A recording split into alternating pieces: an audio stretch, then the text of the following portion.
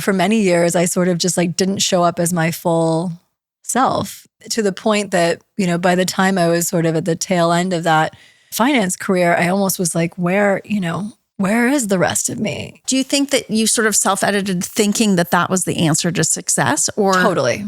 No one ever told me like, oh, don't say that, or don't be that aspect of yourself. It was very much like self-imposed. But, I didn't see like a lot of the folks like having the same interest as me. But, I kind of think back and I'm like, was everyone just self-editing? I don't know.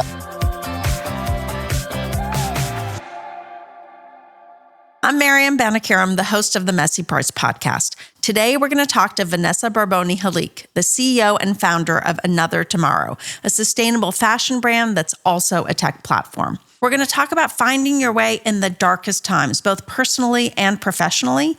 And we're going to talk about sort of that relentless drive, what's behind it, and how do you find your way through that to find a little bit of peace. Now, isn't that something we all need to talk about? I like starting with, sort of the origin story. I know you grew up at Grinnell, like in the Midwest and the Rust Belt. Father was an academic, your mother was an artist. What was that like, sort of growing up in a hippie, artistic, academic household in the Midwest? It was wild, and there were a few chapters of it. So Grinnell was my dad's first teaching job, straight out of his PhD. He was a sociology professor. As you mentioned, my mom was an artist. And, Grinnell is this like tiny town. I mean, sub 5,000 people in the middle of like cornfields. And maybe it was just my recollection of it, but I now think about it as sort of like summer camp for adults, because it was just such an incredible intersection of people. It was, things got a little bit more complex when I moved from there to Meadville, Pennsylvania. And Meadville is between Pittsburgh and Erie. And like Northwestern PA is like a really specific ecosystem. And it was, really a tough moment. It was like late 80s, early 90s. A lot of really, high paying manufacturing jobs just evaporated, like completely evaporated. And the bottom kind of started to fall out of that town. And between the time when I went to high school and my sister went to high school, they installed metal detectors. Wow. And I remember like fights with hammers in middle school. Like it was intense. So even there was kind of this juxtaposition of, college town. At that point, my dad had gotten like deep into tech. So I had like that kind of interesting influence as well, with this like really obvious set of like major social issues unfolding. At the same time though, my mom was running the arts gallery there at that point, and I had such an amazing like home and like seat of community in her world. Again, most of which I totally did not appreciate the riches of, but there were so many influences. And so you kind of had this like very multidisciplinary, open, creative, academic kind of new technology space juxtaposed with this sense that like, really like all was not well. And throughout, it was a tough moment for me as a kid. My mom was in and out of mental hospitals at a time when that wasn't a thing you talked about. Did you know what that was? Because we didn't really talk about those things, as at least where I was growing up. Not really. I mean, I think the first time that it really registered, I was like in probably first grade. Even within the family, there really wasn't kind of that much of a conversation. I have a younger sister who's 3 years younger, so, even less so for her. Over time, you definitely like figured out more. And she was very much like hot or cold. Like when she was good, she was great. And when she was not, it was like she was living in an alternate reality. And that, became more and more complex. So it was an intense upbringing. I think for so long, I like not ran from it, but used the pain as fuel to kind of move away from it. And over the last few years, especially since starting this company, it's been really beautiful to like look back with a completely different lens, and one that's like quite positive, and just so grateful for all of that exposure so early on. So you basically go to Cornell, you think you're going to be an architect, and then something happens that has you change your mind. I actually went out to Berkeley first. All of my friends were kind of, applying for like the East Coast schools. And I think I just like to do things differently. So I was like, I'm going to go as far away as possible. I think it was the first time I'd ever even been to California. So I went out to Berkeley. I did indeed think I was going to be an architect. I thought that would be a really like multidisciplinary, kind of tangible career. And I was sort of between that and economics. And my mom unfortunately took her own life. My freshman first semester, right after finals. Right when you got to school. I was literally on my way home for the holidays. I had taken a flight from California to my dad's place. My parents had recently divorced, and I was like walking out of his door. I'll never forget that moment. I too lost a parent in an unusual circumstance. While it wasn't a suicide, he sort of died unexpectedly about the same age when I was 17. And I don't know that I really even processed it or know how I felt in that moment. Did you have the wherewithal to feel it, or did you just push right past it? You know, it was interesting because I tried to push past it immediately. I had actually already decided to take a semester off from Berkeley, and I was going to work in Senator Moynihan's office in DC. And I went. I actually like kind of got through everything over the holidays, and I actually went to DC to start this job. And like I literally couldn't do it. Like every like fiber of my body, I couldn't hold myself together. For like really the first time in my life, I couldn't hold it together. And my sister was like pretty much alone. And so I took the semester off. That's after you finished the internship? No. Well, I lasted maybe 2-3 weeks. And for me, like that was crazy, you know, to like walk away from something was crazy. But I literally emotionally, physically couldn't hold myself together. My mom had been living with my sister in Pittsburgh at the time, took a semester off and was, you know, applying to, you know, to transfer. And that's how you ended up going to Cornell for economics. Yeah. You know, it's so interesting because as I hear you describe that, I'm going back to sort of what happened with me, which is my dad drowned unexpectedly on vacation. And I started school 3 weeks later, my junior year, like just plowed right through. Yeah. And I have this vivid memory of people asking me how he was because he used to come to campus and take us out to dinner and whatever. And I just would fluff it off. It's just interesting to see that you actually sort of let yourself process that, because I think for me, I just held on to it for much longer as a result. I think at that moment in time, I almost felt like I didn't have a choice. You know, I couldn't push myself through it. It ended up being a really important time for my sister and me, because just given everything that had been happening with my family and the 3.5 years we had apart from each other, it was kind of the closest we'd ever really been. And at a point in our lives that was relatively similar. So there was a lot of like bonding and to some degree processing. And then it was like, once I restarted school, then I was straight back in it and kind of went in and out of therapy throughout. But yeah, I did take a beat at the beginning. I did. So you get to Cornell and so you dig in and you decide economics. Why? Yeah. I mean, I'd been exposed to it my last year or two of high school. I finished my last year and a half of high school actually in Columbus, Ohio, which is a whole other story. And I liked it. You know, I liked the way that it kind of helped me organize my thoughts around how the world worked. I was, you know, tied together a lot of things I was kind of just intellectually curious about. It was just like a very intuitive space for me. But why did you leave architecture? I think a few different things. One was speaking like pragmatically, I actually started to talk to some architects and I was like, I don't know if I have the passion, like this very highly specific passion to go the long road in this career and have that level of patience. Because I think the job on paper and the job in reality can be a bit different. But I also didn't feel like I really had the freedom to do it. My dad was, you know, kind of, and he was in the picture, but not particularly reliable. I definitely felt like I needed an anchor and a sense of stability in my life. And, you know, making $25,000 a year out the gates out of architecture school, kind of barely scraping things together, it didn't seem like an option that was, you know, going to kind of center and ground me or ground my sister, you know, because I also had to think about what was on the other side of this for her.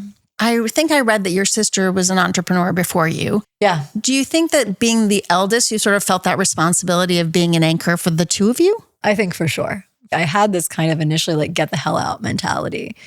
I had some guilt around that too. And I was like, okay, I got to make sure that, you know, Eva's okay. And I also specifically, I didn't want her to have to make the same compromise. Whatever that first job was that she really like loved and felt passionate about, I wanted her to be able to take that job. So you get to Cornell, you're studying economics. Yeah. You take a summer job. Is that how you end up going into banking? Yeah, it was funny. You know, that was completely an accident. Like, as you could probably tell, like there wasn't like a business bone in my entire family. So, you know, the idea for me of like a bank was like a teller with like a drive through with a little tube that went under it. Like that was my Midwestern version of a bank. And I had co-authored a paper on electricity pricing at Cornell with this professor that was working in the ecological economics department. So I think that was ultimately like what kind of got me in. They're like, oh, girl who does math. But really what happened was I applied for like all of these fellowships and like think tanky jobs that like were sort of academic in nature. And I didn't get any of them, like zero, like not a single one. Terrifying. I was like, oh my gosh, am I like unemployable? All of my plan A's were gone. And so, you know, my friends were basically, you know, applying for these jobs on Wall Street. And I thought, all right, well, what the hell, I may as well.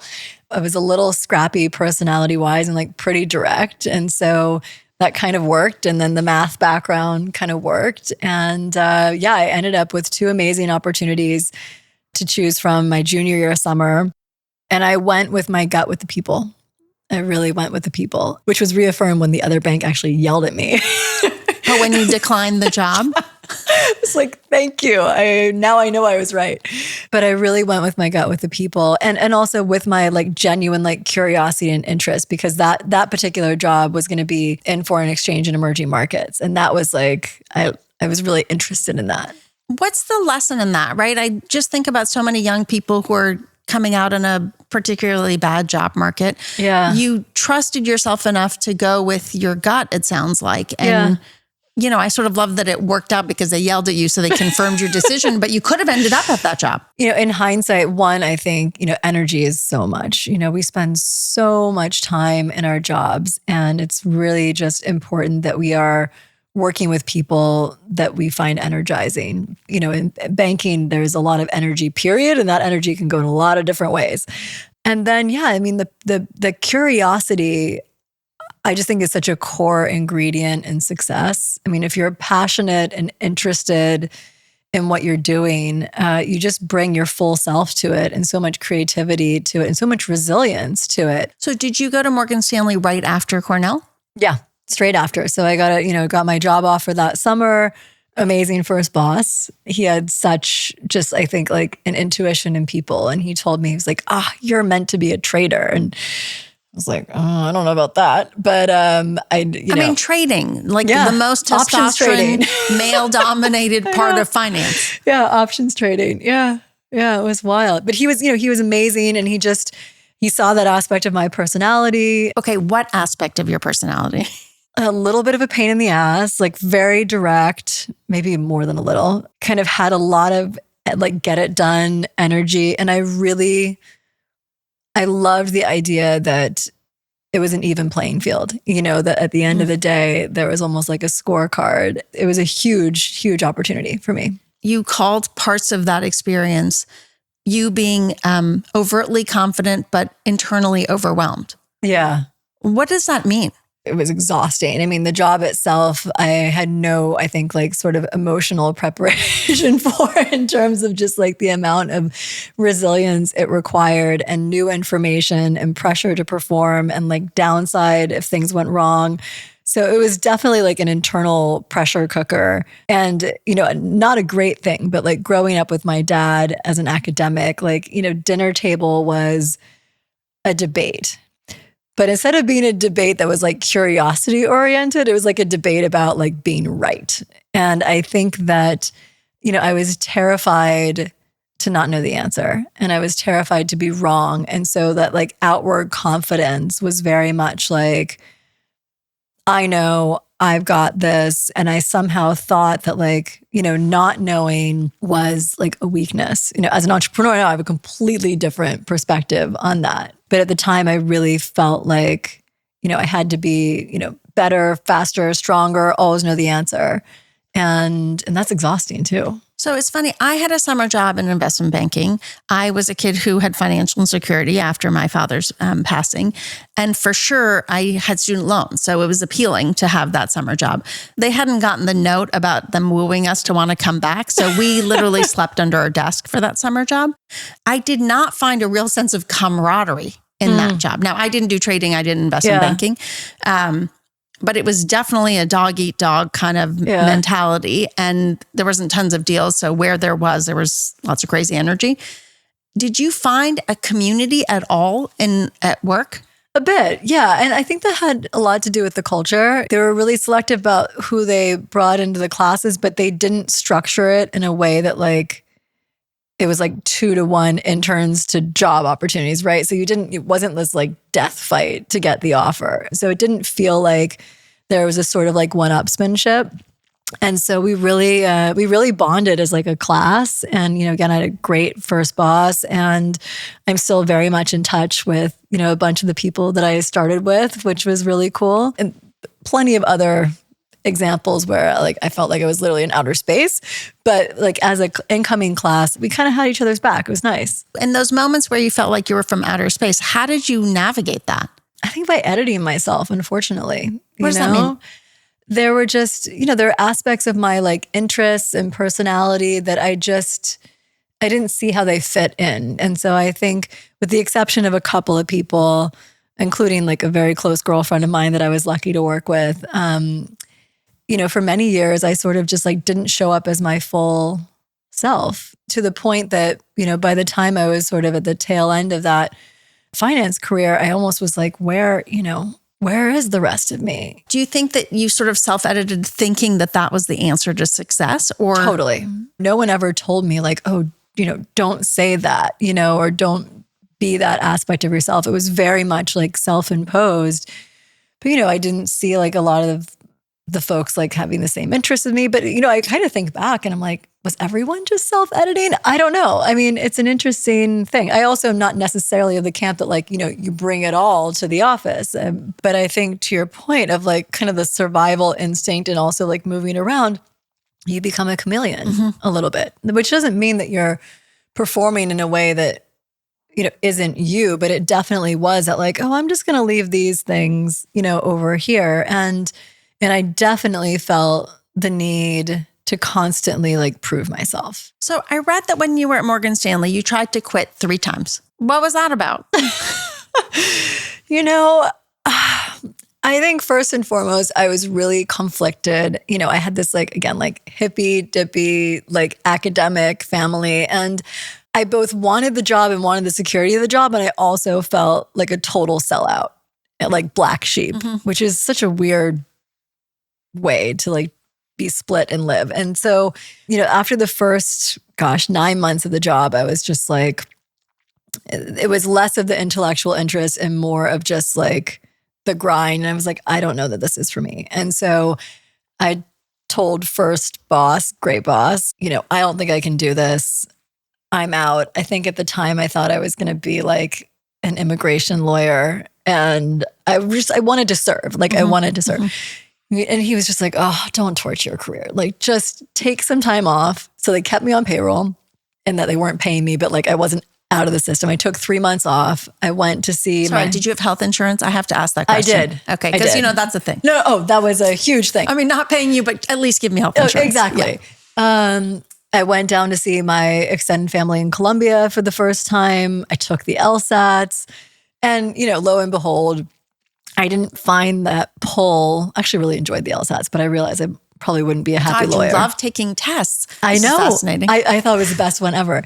I would take that one again. But lo and behold, I went back, and finally I actually realized I do actually love trading, but I want to do something that's much more like intellectually interesting. So I cajoled myself into a job trading like short end interest rates and non-Japan Asia foreign exchange. I want to talk about that because here you are in a job that isn't totally working for you. You managed to convince them to let you take off time and still get health insurance, which is a thing. Yep. And then you come back and you're still not totally happy, and you cajole them into giving you a different role. Yeah. This is not an industry known to bending for people, particularly for women. True. Yeah. So how did you do that? How can other people learn from that experience? I think you need to know what you want.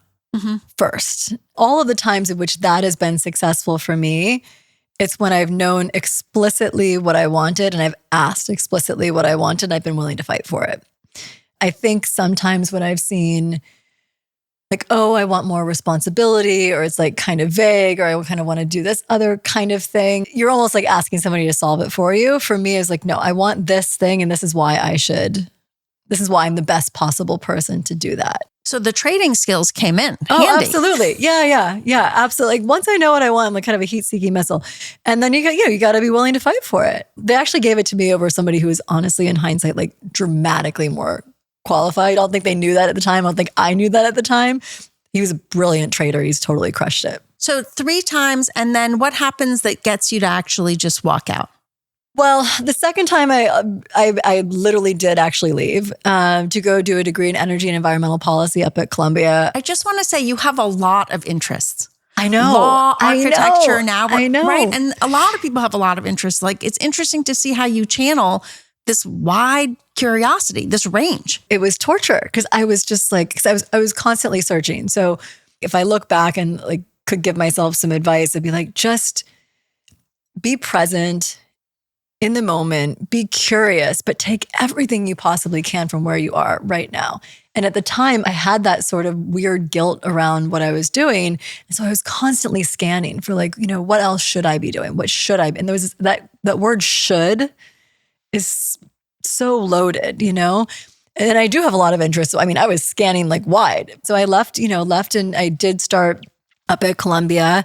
And then, same said early boss, was like, Vanessa, there's like this amazing opportunity. So anyway, I go back, financial crisis happens. So grateful to have a job, like immensely grateful. Also really interesting time to be in finance, and spent a bunch more years kind of like building and running emerging markets trading businesses, which was my first kind of taste at like entrepreneurship. Like I like building things and building things that last. And I like being of service. So that was super interesting. And yeah, finally in 2016, I made MD, which as a woman just felt like big. It was a big thing. And it was at an absolutely terrible time. In the market or in for the market, you personally? In the market for the division, there was like huge amount of restructuring going on, like, totally publicly. There was like, huge layoffs. And I was also like out of excuses. I was like, okay, Vanessa, if you really believe in what you say you believe in, which is that you want to be a part of, kind of building a more future relevant world, then at some point you got to be willing to like take some risk. But personally. Here you are, you've just reached the pinnacle, this congratulatory moment. Yeah. And instead of sort of reveling in that moment, oh my God, being present in that moment, you're already questioning the win. I think I would probably have, again, done that differently in hindsight. But I was really like, okay, it felt like a fork. It felt like this moment of, okay, you're safe, you're secure. This thing you've been, fighting for, you got. You also know a lot more about yourself and what really drives and motivates you.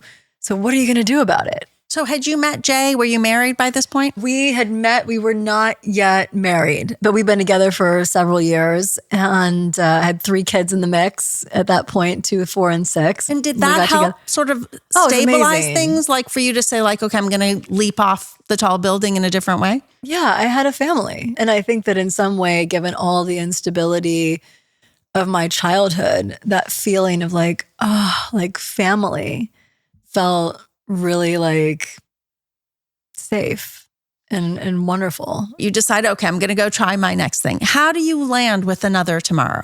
I made this like big pitch to basically, essentially start a new business within a different part of the investment bank.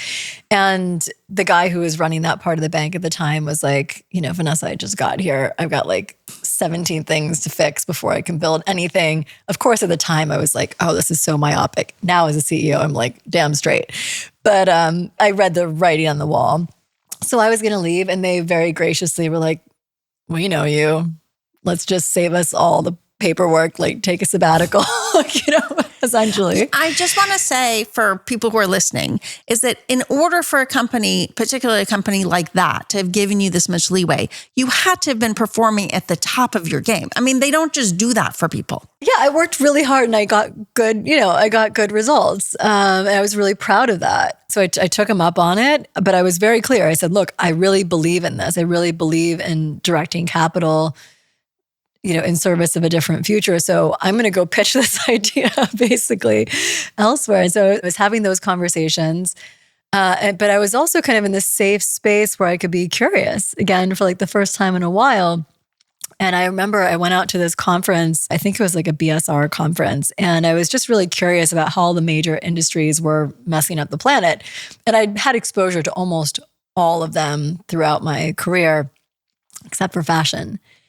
And I just felt like it was the best kept secret on the planet. I was like, holy crap, we've got all this like talent and energy and money going to solve like the energy transition, which is incredibly important. But here's this like behemoth of an industry that's like basically as impactful, in some ways more impactful and really complex. And I didn't see like an alternative vision for it or like kind of level of seriousness and talent and challenge. Like kind of fell in love with the problem. Did you always like fashion? No. And it's funny. My mom, she made her own clothes. I read that you found that really embarrassing, which, as a kid who was trying to fit in, I can understand that would be traumatic. It was just mortified. That, and she like wore these leopard print leggings to school to pick me up sometimes. I mean, I just wanted to die. So no, I didn't have like a particularly strong relationship with the industry. You were a total outsider. Complete outsider. I knew like one person. But I had started to look for real kind of like values alignment in my own life. So for example, I was vegetarian for a long time, starting post-college. And I was like, well, why is it that like I eat this way, but I can't dress this way? Or like the car I drive has like leather seats. Like that, I felt that there was like these inconsistencies. So there were sort of some pathways, but no, I mean, it was really a completely new space for me. Tell us about Another Tomorrow. Like, how did you land? And it's not just a fashion brand. It's actually a tech platform at the same time. But essentially, I got really interested in the challenge. I thought there was an opportunity to both help consumers find better choices, but also to create kind of a living, breathing case study for the industry to, potentially follow. Not that I know perfectly, but I thought that there were some different visions that could be like a template for others. And it was funny. My doctor, it was amazing. He was like a second mother to me, who was terrified about everything that I was doing with my career. She was like, please don't do this. Please don't do this. But then finally she was like, okay, fine. I have a friend who, basically she's just leaving a big CMO job in the industry. Like maybe you should just have coffee. And she basically taught me like brand building 101. Like incredible kind of mentor. I just started doing the research. Okay, well, if I were to do this seriously, like how would we do that in a very science-based way? And brought on two people who did a really rigorous study of like how would we apply animal, environmental, and human welfare to, a sourcing framework. And then I did a bunch of market research around like the white space in the market, and then found a branding agency. It was kind of just like, you almost didn't feel like you were starting a company, because I had this time, and it was sort of just one foot in front of the other until I actually had this job opportunity that on paper looked like exactly what I thought I'd wanted. And I was just like, if I don't follow this path, even if I fail, I'll never forgive myself. There's a couple of things you said that really struck me. One is you actually had the space to be curious again, and you widen your aperture. You started going to conferences outside of your space, which I think for people who are beginning to think about how to pivot or what else to do, it's such a good note, because if you just keep doing the same thing, you're not going to find this next thing. And then you leave and you're now financially secure enough to begin to invest in yourself, because you're self-funding this journey in the early that you're days, going on. Yeah. Which, I have different perspectives on that now in hindsight. On the one hand, I mean, just total gratitude to have been in the position to pull the plug on that sabbatical, which was still terrifying. Because I was so new to the industry, I did have this feeling of like, what business do I have? Like starting a company in this space, and like who would invest in my outsider concept? I think now being much more involved in venture, it's like, oh, people do that all the time. Like, of course. But the other aspect that I do think was very real was that when I did sort of my graveyard diligence around what had failed or failed to scale, or just like went way off track mission wise, there were some companies that were similarly motivated that took on institutional capital very early, and things got diluted very, very fast. And so I was very passionate that like, okay, if I'm going to do this thing, I want to build it, demonstrate its, commercial viability, and then bring in external capital.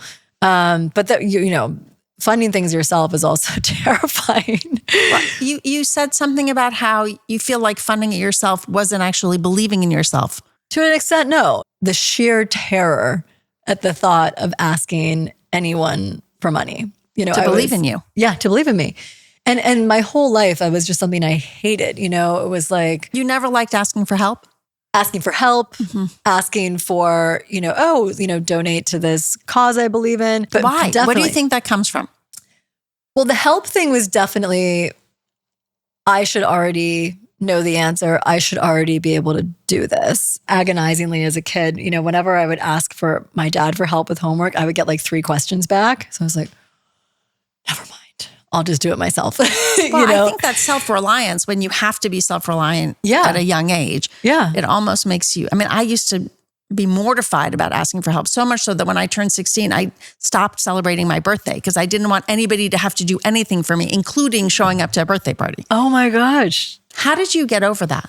I think by putting myself in a position as an entrepreneur where I had no other option. No choice. No choice. When you change industries and you know absolutely nothing, you're by definition just like the least qualified, knowledgeable person in the room. And I think nothing could have been better for me. At the beginning, it was excruciating, but it just became like second nature. It's easier now. If I believe in something and I need something, I'm completely willing to hear the answer no, and I will ask in a heartbeat. And I don't think I recognized, whether it's, investment, whether it's, raising money for a nonprofit, whether even it's like coming to a birthday party, like you're offering somebody an opportunity. And it really took that unlock for me to have a completely different orientation. And, that doesn't mean that like I would ask for stuff that I didn't believe in or didn't think was important. But like when there's that alignment, and the other person can just say no. So you decide to go for the crazy, bet on yourself, not 100%, ask for help. Not ask for help. And you start Another Tomorrow, which is a sustainable clothing line. Yep. Right before COVID. Oh, I know.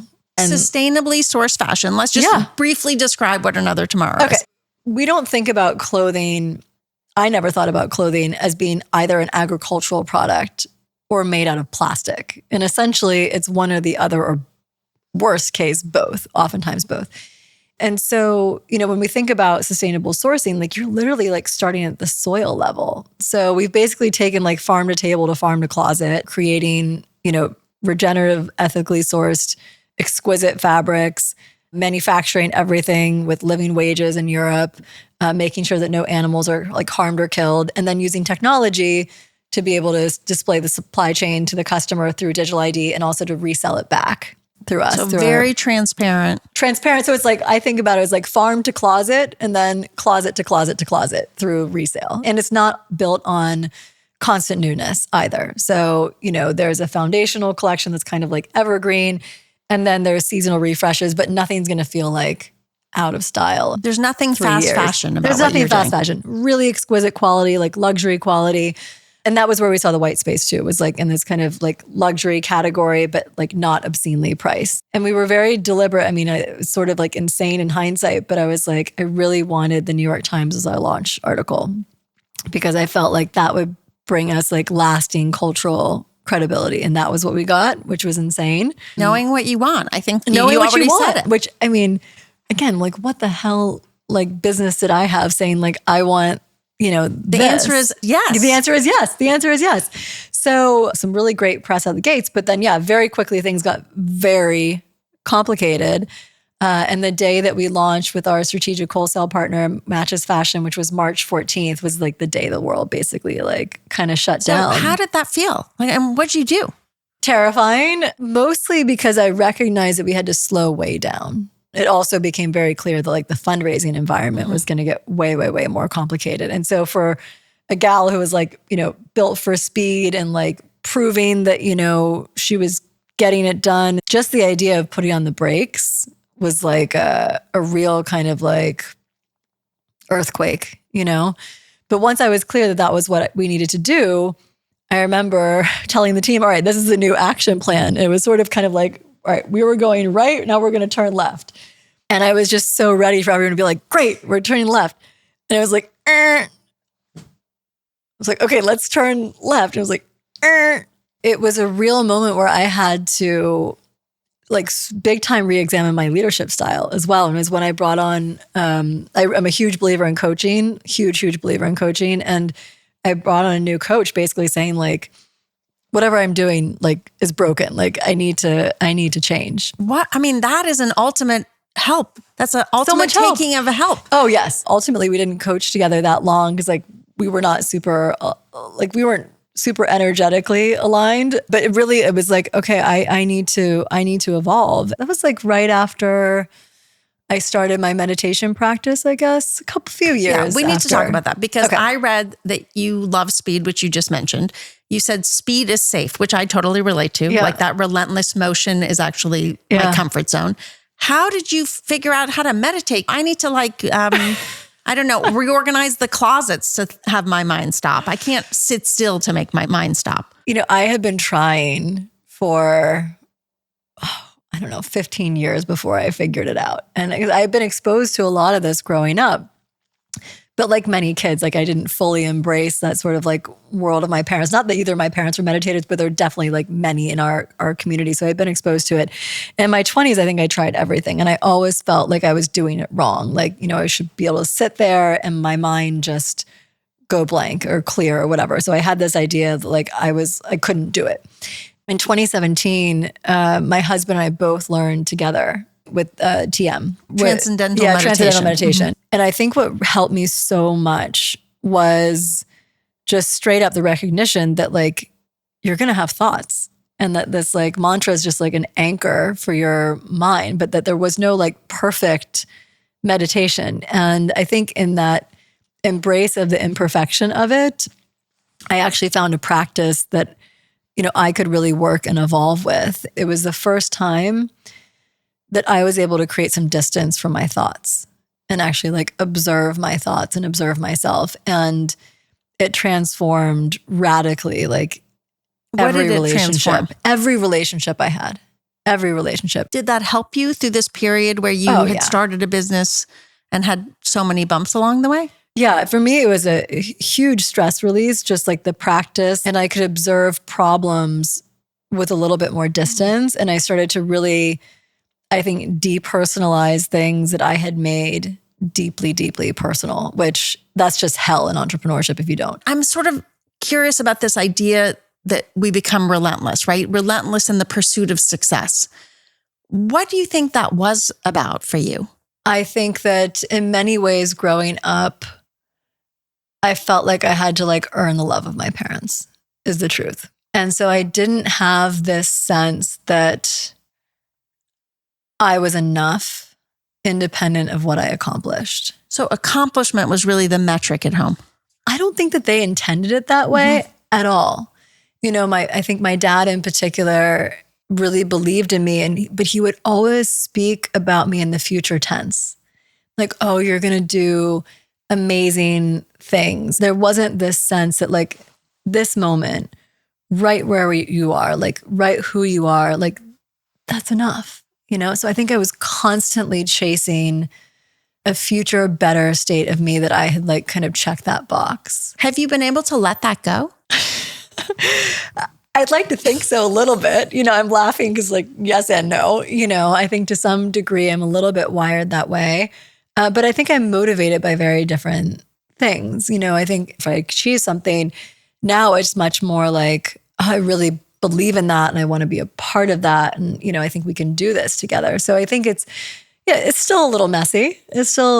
But I think there's a lot more awareness, at least, around it. And has it changed your definition of success? Definitely. I think, my feeling of success in many ways, it's peace. And I mean peace, like a real like inner peace. And that does not come from, how much money is in the bank. It has to do with how you're showing up every day and the quality of your relationships. And like, are you leaving this place, better than you found it? I mean, there's so many different dimensions to that. But yeah, radical difference in my perspective on success. I read that you now actually are much more into partnership, which, I mean, I think being a trader has to have been a much more solo sport in some ways. Yeah, totally. So here you are, having pivoted a million different ways. You grew up career-wise in a world where, sometimes you wonder, like, is enough ever enough? Yeah. And here you are now in a very different kind of a world where we're sort of in it together and we give each other grace and trust. Of just completely different environment. And still in like kind of like a dog-eat-dog industry. And you can look at the world as like a zero-sum game, or we can look at the world as a place of like ever expanding frontier of possibility. And I think that ever expanding frontier of possibility, just even that mindset is like a completely different space to live in and invite people into, and a way to like think about people who might traditionally be your competitors, like you just engage in a totally different way. I still slip back and forth, into the two. I can recognize when I'm afraid of something, because I slip way back into that like individualistic, like protection kind of a space, which happens from time to time. And then you start to catch, you're like, oh, that's fear. So this brings us to rapid fire. Okay. What's your karaoke or walk-on song? Alicia Keys' Girl on Fire. Oh, I like that. Food you'd bring to a potluck? Lasagna. An alternative career you might have picked? Architecture. What are you reading, listening, or watching? Siddhartha by Herman Hesse. And what would somebody who knows you be surprised to learn about you? I spent a lot of the pandemic doing hip hop as my stress release. That definitely would surprise me. One piece of advice we should leave everyone with. Have faith, even when it's really, really, really hard.